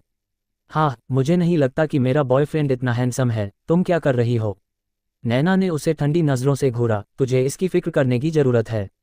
निकल। जाने से पहले 83 पॉइंट की सुंदरता ने शिकायत की, तुम बहुत गुस्सैल हो। उम्मीद है तुम्हारा बॉयफ्रेंड तुम्हें नहीं चाहेगा। मुझे मजबूर मत कर कि मैं तुझे मारूं। नैना गुस्से में थी। ये मरी हुई औरत। अगर सिद्धार्थ वहां न होता तो शायद वह पहले ही हाथ उठा चुकी होती। कोई बात नहीं बॉस, नैना ने फिर चिंता से पूछा। हाँ, किसी औरत के पास आने से क्या हो सकता है। सिद्धार्थ ने नैना को अपनी बगल में खींच लिया। चैनल परफ्यूम की हल्की सी खुशबू खास तौर पर सुखद थी। उसके गुस्सैल चेहरे को करीब से देखकर वाकई बहुत प्यारा था। सिद्धार्थ को हंसी आई और उसने मजाक किया, कोई बात नहीं, याद रख, अपने बॉयफ्रेंड का अच्छे से ख्याल रख। नैना का खूबसूरत चेहरा हल्का गर्म हुआ और उसके शब्द थोड़े घबराए हुए थे। मैं मजबूरी में थी, मुझे वो औरत पता है, लेकिन वो अच्छी इंसान नहीं है। मैं तुम्हारी सुरक्षा के बारे में सोच रही थी। तभी दरवाजे पर हंगामा हुआ। क्यू बार का अगला दरवाजा, पिछला दरवाजा। दो समूह एक साथ अंदर घुसे, भारी ताकत के साथ, करीब 100 लोग। जो आए वे अच्छे नहीं थे, वे खतरनाक थे। जाहिर है कोई हंगामा करने आया था।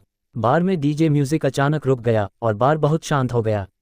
मेहमानों ने अपनी हरकतें रोक दी और शांत हो गए। बगल में मस्ती कर रहे पुरुष और महिलाएं जल्दी से अपनी पैंट ऊपर खींचने लगे।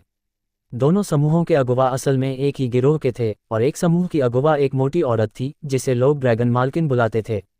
दूसरे समूह का अगुवा, जिसके चेहरे पर सेंटीपीड जैसा निशान था, उसे लोग भाई सेंटीपीड स्कार बुलाते थे।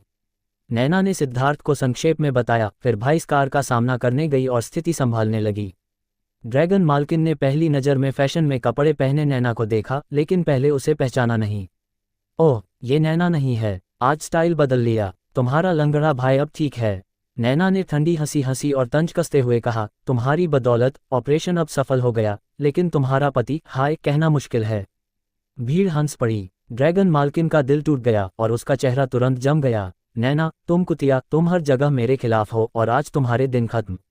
नैना बहुत शांत थी। उसने बगल में अपने 20 भाइयों की तरफ देखा, फिर हल्के से सिर उठाया और ठंडी हंसी के साथ बोली, क्या तुम कुछ करना चाहती हो? मेरे भाई शाकाहारी नहीं हैं।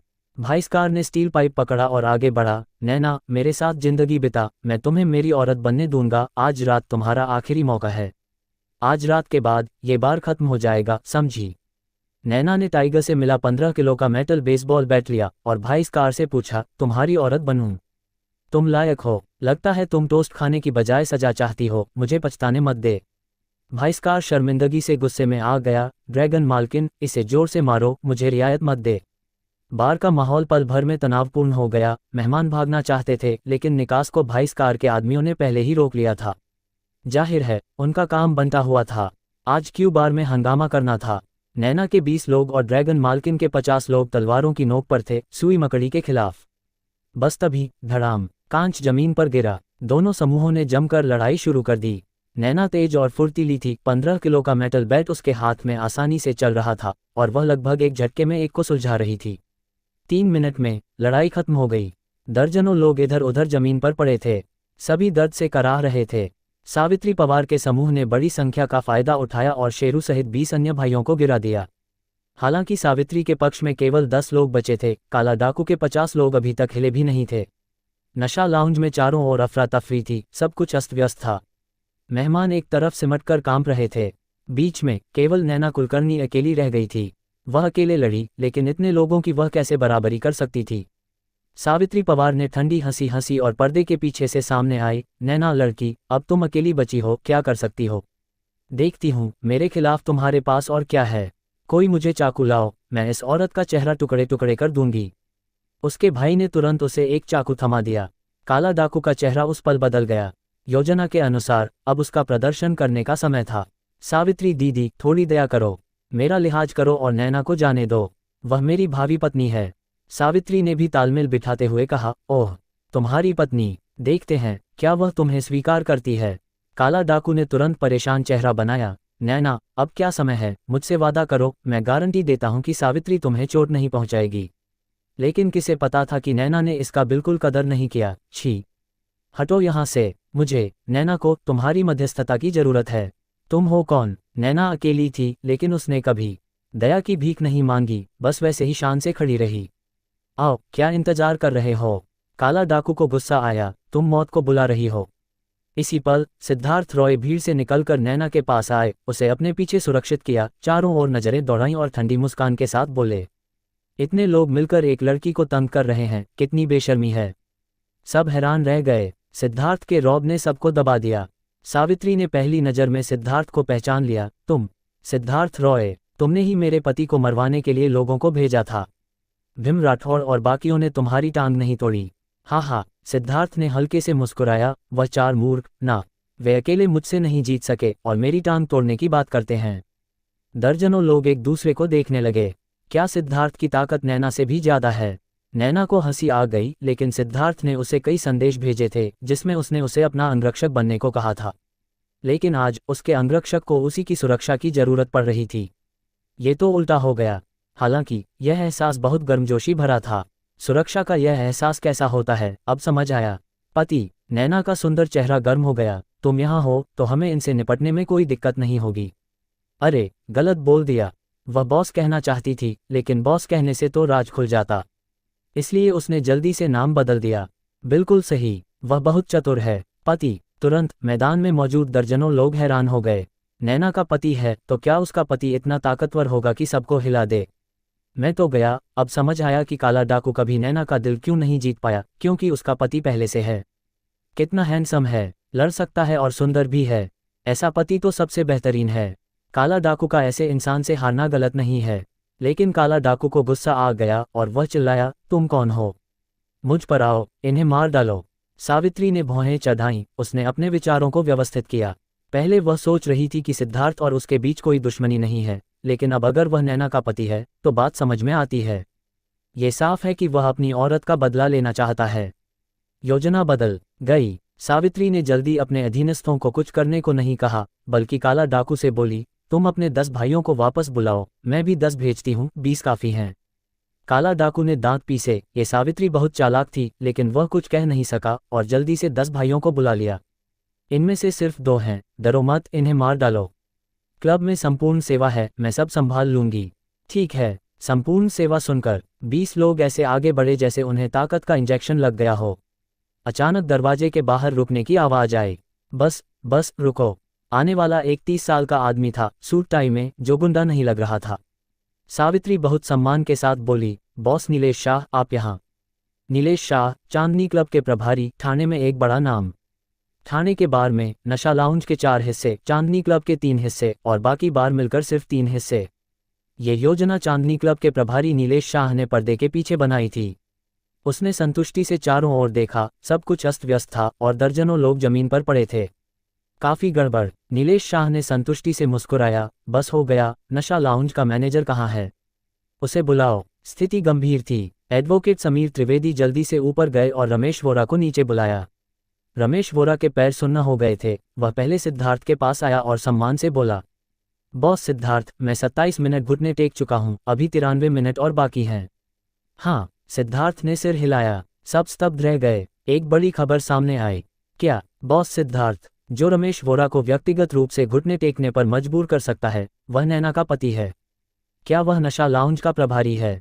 नीलेश शाह ने तिरस्कार से मुस्कुराया। रमेश, मैंने सही सुना, ये तुम्हारे बार का नया प्रभारी है? रमेश वोरा ने भी उसका तिरस्कार किया। हाँ, सुना है एडवोकेट समीर को मुझसे कुछ काम है। अब कोई बात नहीं, बस तुम्हारा बॉस मेरे साथ और तुम्हारा बॉस। नीलेश शाह एक सोफे पर बैठ गया, पैर ऊपर रखे और अहंकारी अंदाज में बोला, नशा लाउंज का मालिक? ना, मैंने सोचा कोई बड़ा आदमी होगा, लेकिन ये तो एक बच्चा निकला। सच बताऊं, मैंने ऑफिस में इंस्पेक्टर महेश काले से बात कर ली है। आज रात की स्थिति के आधार पर मैं उसे बुलवाऊंगा।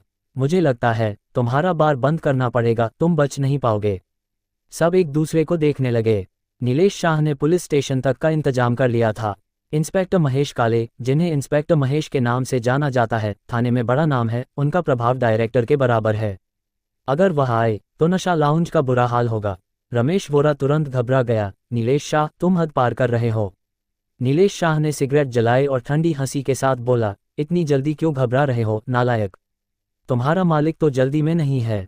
रमेश वोरा का चेहरा लाल हो गया। वह कुछ बोल नहीं सका। सिद्धार्थ ने हल्के से मुस्कुराया, अच्छा, तुम्हारी शर्तें क्या हैं?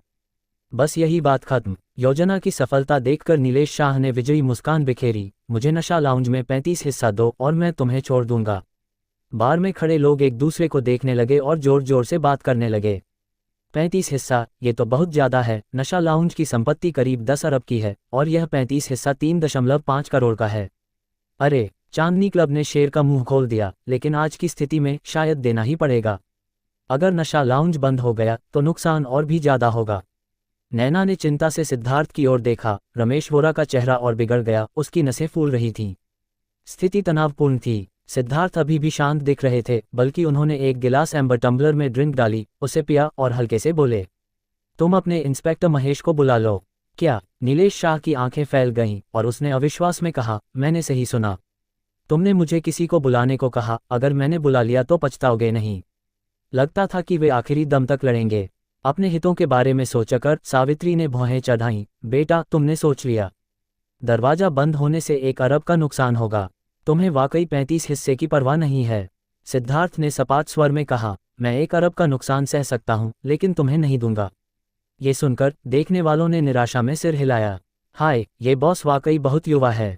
सहन करने से शांति मिलती है, ये समझ नहीं आता। लगता है अब यहाँ खेलने नहीं आ पाएंगे। नीलेश शाह ने ठंडी हंसी हंसी, ठीक है, मैं इंस्पेक्टर महेश को बुलवाता हूँ और बस दरवाजा बंद होने का इंतजार करता हूँ। वैसे भी उस समय मेरा चांदनी क्लब सबसे बड़ा होगा और मुझे पैसे की कमी नहीं होगी। ये कहकर उसने फ़ोन किया। बात पक्की हो गई। 3 मिनट बाद इंस्पेक्टर महेश काले 10 पुलिस वालों के साथ घटनास्थल पर पहुंचे। नीलेश शाह ने देखते ही उसका हाथ पकड़ा। इंस्पेक्टर महेश, आप आ गए? आज आपको मेरे लिए न्याय करना होगा। ये लोग बहुत धोखेबाज हैं। मैं अपने भाइयों को पीने के लिए लाया था और उनके लोगों ने हमें इस तरह पीट दिया। देखो देखो देखो। नीलेश शाह ने नाटकीय अंदाज में उन लोगों की ओर इशारा किया जो जमीन पर पड़े थे। इंस्पेक्टर महेश ने छाती ठोककर वादा किया, नीलेश भाई, चिंता मत करो, मैं तुम्हारे लिए न्याय करूंगा। ये सुनकर सबने आह भरी। बस नशा लाउंज का खेल खत्म। सोचा नहीं था कि नीलेश और इंस्पेक्टर महेश इतने करीबी हैं कि एक दूसरे को भाई कहते हैं। इतना अच्छा क्लब एक नए बॉस ने बर्बाद कर दिया। ये सुनकर नीलेश शाह का चेहरा और घमंडी हो गया। उसके लिए नशा लाउंज के बंद होने का फायदा 35 हिस्से से कम नहीं था। वास्तव में 35 हिस्से का 20 हिस्सा सावित्री और काला डाकू को देना पड़ता, इसलिए उसे कोई परवाह नहीं थी। सबसे जरूरी, उसका चांदनी क्लब पूरी तरह से उभर सकता था और बार की दुनिया में सबसे बड़ा बन सकता था। इसी पल इंस्पेक्टर महेश की नज़रें अचानक ठिठक गईं और नीलेश शाह का सामना करने वाला चेहरा उसे जाना पहचाना लगा। वह अचानक आगे बढ़ा, उत्साह से सिद्धार्थ का हाथ पकड़ा और जोर से हिलाया। इंस्पेक्टर सिद्धार्थ, आप यहाँ क्यों? सिद्धार्थ ने ठंडे स्वर में कहा, महेश, तुम तो बहुत बड़े अधिकारी हो। नहीं इंस्पेक्टर सिद्धार्थ, ये गलतफहमी है। इंस्पेक्टर महेश का दिल पूरी तरह ठंडा पड़ गया। उसे उम्मीद नहीं थी कि यहाँ थाने पुलिस मुख्यालय के विशेष अपराधी इंस्पेक्टर से मुलाकात होगी। उनका पद उससे पूरे 3 रैंक ऊपर था। यह क्या मायने रखता है? वह जिसे कुचल सकता है। हॉल में सन्नाटा छा गया। नीलेश शाह के चेहरे की मुस्कान धीरे धीरे जम गई। इंस्पेक्टर महेश ने तुरंत लहजा बदला। नीलेश शाह, तुम लोगों को लेकर उपद्रव करते हो, तुम और तुम सब मेरे साथ थाने चलो। इंस्पेक्टर महेश ने सावित्री और काला डाकू की ओर इशारा किया, बिना किसी दया के। हॉल में मृत्यु सा सन्नाटा था। सावित्री और काला डाकू के चेहरे सुन्न पड़ गए। सोचा नहीं था कि नशा लाउंज का नया मालिक ऐसा होगा कि इंस्पेक्टर महेश उसका इतना सम्मान करेगा। और उसे इंस्पेक्टर सिद्धार्थ भी कहा। इस तरह उसका पद इंस्पेक्टर महेश से कहीं ऊंचा लगता है। ये सोचकर डर लगता है। सिद्धार्थ की हैसियत इतनी ऊंची है कि न्याया एसोसिएट्स भी काम जाए। इसी पल काला डाकू के अधीनस्थ पक्षियों की तरह भाग खड़े हुए। 10 पुलिस वालों ने सीधे काला डाकू, सावित्री, नीलेश शाह और कुछ गुंडों को गिरफ्तार कर लिया। पुलिस बल की कमी के कारण बस इतना ही हो सका। अगले पल इंस्पेक्टर महेश तुरंत सिद्धार्थ के पास लौटा। इंस्पेक्टर सिद्धार्थ, देखिए, क्या ये ठीक है? ठीक है, तुम इन्हें ले जाओ। सिद्धार्थ ने हाथ हिलाया और नशा लाउंज का संकट पूरी तरह हल हो गया। मुक्त हुए बार के मेहमानों ने भी उत्साह से चिल्लाया, हा हा हा, नशा लाउंज का नया मालिक कमाल का है। सोचा नहीं था कि वह पुलिस होगा। ये नीलेश शाह तो बंदूक पर जा टकराया। इंस्पेक्टर महेश को जानना क्या काम आया। बॉस सिद्धार्थ के सामने तो सिर झुकाना पड़ता है। आखिरकार चांदनी क्लब हमेशा दूसरा ही रहेगा, ऐसा कच्चा खिलाड़ी जो कभी नहीं जीत सकता। इनसे क्या लड़ना। इंस्पेक्टर महेश नीलेश शाह और बाकियों को थाने ले जा रहा था। इन जनसंवादों को सुनकर नीलेश शाह को बहुत गुस्सा आया और उसने मुड़कर सिद्धार्थ को ठंडी हंसी के साथ घूरा। बॉस सिद्धार्थ, तुम कमाल हो। लेकिन तो क्या, इस स्थिति में मैं सिर्फ बयान दर्ज करवाऊंगा। मुझे ज्यादा समय तक बंद नहीं रख सकते। सिद्धार्थ ने हल्के से मुस्कुराया, मैंने तो सोचा भी नहीं था कि तुम्हें ज्यादा समय तक बंद रखूं। इसी पल सिद्धार्थ का फोन बजा। ये सुमित राणा का कॉल था। लाइन जुड़ी। भाई सिद्धार्थ, यहाँ सब ठीक हो गया। ये चांदनी क्लब एक तीने गंदा क्लब है। मैं अंदर गया और थोड़ा खेला, बहुत सारे सबूत इकट्ठे किए। फिर मैंने तुम्हारे दिए नंबर पर फोन किया। अब तुम्हारा पुलिस मुख्यालय इसे सील कर रहा है। बात खत्म कर सिद्धार्थ ने फोन काट दिया। काम की गति कमाल की थी। सिद्धार्थ को भी थोड़ा आश्चर्य हुआ और उसने दोस्ताना ढंग से याद दिलाया, वैसे तुम्हारा घर जल रहा है, समय हो तो जाकर देख लो। नीलेश शाह ने मुस्कुराया, मेरा घर एक विला है और आग से बचाव के उपाय बहुत अच्छे हैं, भला वह कैसे जल सकता है। अचानक नीलेश शाह का फोन बजा। यह उसके पिता दिनेश शाह का कॉल था। फोन उठाते ही दूसरी तरफ से जोरदार डांट सुनाई दी। तुम निकम्मे बेटे, मैंने चांदनी क्लब तुम्हें सौंपा था और तुमने इसे सील करवा दिया। अभी यहाँ से निकलो। नीलेश शाह उस समय रोने लगा, पिताजी, हमारा चांदनी क्लब सील हो गया। दिनेश शाह ने गर्जना की, मेरे पास तुमसे मजाक करने का समय नहीं है, तुमने किसे नाराज किया? अभी निकलो। नीलेश शाह मौके पर रो पड़ा, लेकिन अब मुझे गिरफ्तार करके थाने ले जाया जा रहा है, मैं वापस नहीं आ सकता। दिनेश शाह गुस्से से बोले, तुम बेकार इंसान, अगर आज वापस नहीं आए तो कभी मत आना। Beep beep beep, phone cut गया। नीलेश शाह, जो अभी तक ठंडी हंसी हंस रहा था, अचानक शर्मिंदा हो गया, उसकी आंखें सुस्त पड़ गईं और उसे इंस्पेक्टर महेश ने घसीट लिया। हॉल में फिर से मृत्यु सा सन्नाटा छा गया। सुई गिरने की आवाज सुनाई दे सकती थी। थोड़ी देर बाद माहौल हल्का हुआ और मेहमानों की चर्चाएं धीरे धीरे शुरू हुईं। हा, चांदनी क्लब सील हो गया। नीलेश शाह पहले दूसरों का घर सील करवाने की बात करता था, अब उसका खुद का सील हो गया, वाकई थप्पड़ जैसा है। मुझे तो कहना है, नशा लाउंज का बॉस वाकई कमाल का है। हाँ, चांदनी क्लब इतनी गड़बड़ में है, ये हमारे साथ कैसे मुकाबला कर सकता है? बस यही है, यहाँ हर शब्द अच्छा लगता है, जैसे घर आने जैसा। इस पल रमेश वोरा की आंखों में सम्मान और प्रशंसा थी। उसे एहसास हुआ कि उसने बॉस सिद्धार्थ की क्षमता को बहुत कम आंका था। पहले दिन आधिकारिक रूप से पद संभाला और उन्होंने सीधे चांदनी क्लब को सील करवा दिया, जो 3 साल से नशा लाउंज का दुश्मन था। इस तरह की तेज तर्रार रणनीति पिछले प्रभारी के लिए पूरी तरह असंभव थी। कमाल, पूरी तरह कायल। प्लॉप, रमेश वोरा ने जवाब में घुटने टेक दिए। बॉस सिद्धार्थ, मैं अब बाकी 93 मिनट चुकाऊंगा। सिद्धार्थ ने उसकी ओर ध्यान नहीं दिया, बल्कि उसने मुस्कान के साथ नैना की ओर देखा और चल पड़ा। आज सिद्धार्थ ने सबको बहुत सारे आश्चर्य दिए। नैना ने सिद्धार्थ को धीरे धीरे अपनी ओर आते देखा, उसका दिल धड़कने लगा। आज वह इतना हैंडसम था। न सिर्फ उसने मुश्किल वक्त में उसकी रक्षा के लिए कदम बढ़ाया, बल्कि नशा लाउंज को संकट से बचाया। उसने तो सीधे चांदनी क्लब को ही उखाड़ दिया। थाने में और कौन उसकी हिम्मत और रणनीति की बराबरी कर सकता है? मुझे यकीन है कि आज रात के बाद सिद्धार्थ की शोहरत पूरे शहर में फैल जाएगी। साथ ही सिद्धार्थ ने उसे विनोद शर्मा की मौत के कारण के बारे में बताया था और उस समय वह अपने शिक्षक के लिए मुकदमा लड़ने गया था। लेकिन उसकी मुलाकात उससे हो गई और नैना को वह मुलाकात हमेशा याद रही। अगली बार फोर्टिस प्राइम हॉस्पिटल में मिले, यह एक अटूट बंधन है। मेरे नैना के पुरुष को ईमानदार और खुला, दयालु, भावुक और न्यायप्रिय होना चाहिए। और उसे एक बड़ा शख्स होना चाहिए। उसमें ये सब कुछ है। उसे प्यार का कोई अनुभव नहीं है, इसलिए उसे नहीं पता कि वह पहले से ही उसके लिए भावनाएं रखती है, वरना वह आज रात उस औरत को सिद्धार्थ के साथ छेड़खानी करते देख इतनी उत्तेजित नहीं होती। पता नहीं कब सिद्धार्थ उसके पास पहुंच गया और हल्के से उसकी कमर को थाम लिया। वह आज खूबसूरती से सजी थी। उसका ऊपरी हिस्सा बेहद आकर्षक था। नीचे काले टाइट पैंट, उसकी 106 सेमी लंबी खूबसूरत टांगें टाइट थीं, जो उसकी आकृति को पूरी तरह उभार रही थीं। बहुत सौंदर्यपूर्ण, साइड से देखने पर ऐसा आकृति पूरी तरह स्पष्ट थी। यह आकृति वाकई आकर्षक थी। बेशक यह एक खूबसूरत नज़ारा था जिसे कोई और सीधे देखने की हिम्मत नहीं करता, सिवाय सिद्धार्थ के। सिद्धार्थ की गर्म नज़रों से घूरे जाने पर उसे घृणा नहीं, बल्कि गहरी शर्मिंदगी और लज्जा महसूस होती थी। उसने हल्के से सिर उठाया, सिद्धार्थ के सुंदर चेहरे को देखा। उसका शरीर अनजाने में नर्म और कमजोर हो गया। अरे अरे अरे, मुझे क्या हो रहा है? वह विरोध करना चाहती थी, लेकिन छूट नहीं पाए। सिद्धार्थ ने शरारती मुस्कान के साथ कहा, तुमने मुझे अभी क्या बुलाया? उसने अभी पति कहा था। ये कैसे बेपरवाह कह सकती है? नैना की ठंडी नज़रें धुंधली हो गईं, वह शर्म से मर रही थी। और इस बार में हजारों लोग देख रहे थे। आज उसकी छवि पूरी तरह बर्बाद होने वाली थी। शेरू और नैना के अन्य भाइयों ने अभी नैना को पति कहते सुना था और सोचा कि वे चुपके से साथ हैं। अब बस इश्कबाजी कर रहे हैं। पूरे बार में हजारों लोग शोर नहीं मचा रहे थे, बस चुपके से देख रहे थे। कई जोड़े माहौल के कारण एक दूसरे को चूमने लगे। शेरू बहुत समझदार था। उसने देखा कि नैना दीदी को जरूर शर्मिंदगी हो रही होगी, इसलिए उसने जल्दी से व्यवस्था शुरू की और बाकी भाइयों को सेटल किया। सिद्धार्थ ने हल्के से चारों ओर देखा और नैना की टाइट कमर पहले से ही उसके शरीर से चिपक गई थी।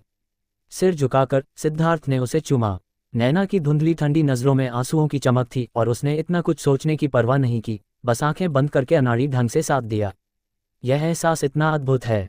पता नहीं कब नैना की बाहें सिद्धार्थ की गर्दन के चारों ओर लिपट गई थीं और उसके शरीर में अजीब सी प्रतिक्रिया हो रही थी। माहौल बेहद नाजुक और खूबसूरत था। डांस फ्लो के बीच में दोनों सबसे आकर्षक नायक लग रहे थे। इस समय शेरू और बाकी भाइयों ने बार के बाहर आधा घंटा सिगरेट पीते हुए बिता दिया था। शेरू ने मुस्कुराकर कहा, पता नहीं नैना दीदी और भाई सिद्धार्थ ने वह मामला निपटा लिया या नहीं। शेरू भाई चिंता मत करो, भाई सिद्धार्थ के रवैये से नैना दीदी को शायद उनके साथ कोई दिक्कत नहीं होगी। सही कहा शेरू भाई, क्या तुमने नहीं देखा कि नैना दीदी भाई सिद्धार्थ के सामने बिल्कुल बदल गई थीं? ये प्यार है। इस समय सिद्धार्थ नैना को लेकर बाहर आए और नैना के चेहरे पर प्रेम में डूबी लड़की जैसी लालिमा छिप नहीं रही थी। भाई सिद्धार्थ, नैना दीदी, भाई सिद्धार्थ, नैना दीदी, दोनों को देखकर सबने बहुत सम्मान के साथ अभिवादन किया। सिद्धार्थ ने अपने हाथ में बैग थमाया, इसमें 20 लाख नकद हैं। तुम्हारी नैना दीदी ने तुम्हें रात के खाने के लिए दिए हैं। तुमने आज कड़ी मेहनत की। इसमें डायमंड कार्ड में 30 करोड़ हैं, पासवर्ड है 6,66,666, तुम और भाइयों में बांट लो। शेरू ने इसे लिया और भावुक हो गया। धन्यवाद भाई सिद्धार्थ, धन्यवाद नैना दीदी। कमाल है, भाई सिद्धार्थ ने तो आवाज तोड़ दी। भाई सिद्धार्थ शक्तिशाली और दबंग हैं। एक बार में 30 करोड़। भाई सिद्धार्थ इतने हैंडसम हैं, नैना दीदी और आप जरूर बहुत खुश होंगे। बाकी भाइयों ने भी बड़ा धन्यवाद दिया। ठीक है, तो हम चलते हैं, सिद्धार्थ ने कहकर नैना को साथ ले लिया। रात गहरी हो रही थी। रोशनी पोल के नीचे दो परछाइयां एक दूसरे से चिपकी थीं। सिद्धार्थ ने मुस्कुराकर पूछा, तुम अभी क्यों रोईं? क्या लगा कि मैं तुम्हें तंग कर रहा हूं? नैना का सुंदर चेहरा हल्के से लाल हुआ और उसने गंभीरता से कहा, ऐसा नहीं है, पहली बार था ना, थोड़ा डर लगा। सिद्धार्थ को हल्की हंसी आई। उसे उम्मीद नहीं थी कि नैना का बाहरी रूप इतना ठंडा हो, लेकिन इतना प्यारा पक्ष भी हो। तो अब वह बुलाने का समय नहीं हुआ जो पहले बुलाया था। सिद्धार्थ ने फिर पूछा। नैना ने इधर उधर देखा, आसपास कोई नहीं था। उसने ठंडी नजरों से सिद्धार्थ को प्यार भरी नजरों से देखा। पति, अरे तुम जादूगरनी, ये तो बुला लिया। सिद्धार्थ, तुम्हारे घर चलें। नैना की ठंडी नजरें फैल गईं। मेरे घर क्यों? सिद्धार्थ, वह करने जो बड़े लोग करते हैं। नैना ने एक पल सोचा, यह मेरे लिए नहीं चलेगा, मैं अभी तैयार नहीं हूं। सिद्धार्थ को दूसरी की इच्छा का सम्मान करना पड़ा। तो मैं तुम्हारे घर सोने चलता हूं, बस सोना ठीक है ना? वह तो ठीक है, नैना ने बहुत सीधे जवाब दिया। रात बीत गई, लेकिन नैना का घर पूरी तरह सुरक्षित रहा। लेकिन थाने की बात दुनिया में तहलका मच गया। चांदनी क्लब सीधे सील हो गया और उसे वापस पाना असंभव था। अफवाह थी कि उसने पुलिस मुख्यालय के किसी बड़े शख्स को नाराज कर दिया और चांदनी क्लब का सील होना रातों रात सबके लिए चर्चा का विषय बन गया। अगले दिन नशा लाउंज, डायरेक्टर सुइट। सिद्धार्थ व्यक्तिगत रूप से बही खाता जांच रहे थे। अपनी 98 करोड़ की संपत्ति के लिए उन्हें और सावधानी बरतनी थी। इस समय सचिव ने दरवाजा खटखटाकर प्रवेश किया। स्वाति मिस्त्री ने सम्मान से कहा, डायरेक्टर सिद्धार्थ, चांदनी क्लब के दिनेश शाह आपसे मिलने आए हैं, कह रहे हैं कि कोई जरूरी बात करनी है। सिद्धार्थ ने नजरें उठाईं। दिनेश शाह, वह नीलेश शाह का पिता है। सिद्धार्थ ने पहले इसकी जांच की थी, इसलिए ये नाम कुछ जाना पहचाना था। शत्रु ज्ञान रणनीति से ही जीत मिलती है। स्वाति मिस्त्री, हाँ वह उनका पिता है। सिद्धार्थ ने सिर झुकाया, बही खाता पलटते हुए जैसे कुछ हुआ ही नहीं, और शांति से बोले, उसे बाहर मेरे लिए 1 घंटे इंतजार करने को कहो, और अगर इंतजार नहीं कर सकता तो उसे जाने दे। सचिव के जाने से पहले वह सिद्धार्थ को कुछ और बार देखे बिना नहीं रह सकी। उसका सुंदर चेहरा धीरे धीरे गर्म हो गया। वाह, डायरेक्टर सिद्धार्थ इतने हैंडसम कैसे हो सकते हैं? मैं तो दीवानी हो गई। उसने दिनेश शाह से कुछ शब्द कहे और दिनेश शाह सेरेनिटी लाउंज में इंतजार करने लगा। यह कहानी जारी रहेगी। मिलते हैं अगले एपिसोड में। अगर आपको यह कहानी अच्छी लगी है तो हमारे चैनल को लाइक, शेयर और सब्सक्राइब करें।